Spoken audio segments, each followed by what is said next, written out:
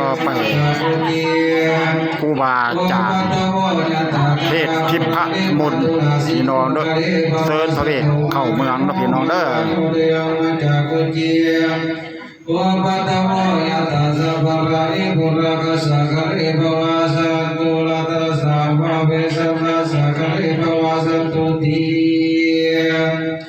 ปัสสะทะโวรุราเจ้าภาพเจ้าศรัทธาทั้งหลายจงตั้งโสตาปัสสะมุทั้งสองข้างยะทิพะมุปะกะตาโกเจีย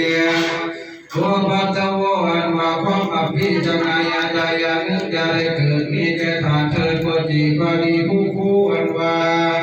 เขาความคำบริภูกได้อันหนึ่งมาคันโมมาวายุก็จะได้เสื่อมได้หมดไปแก่ทาน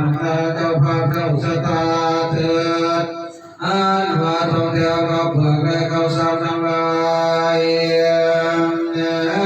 ก็จงต่อมา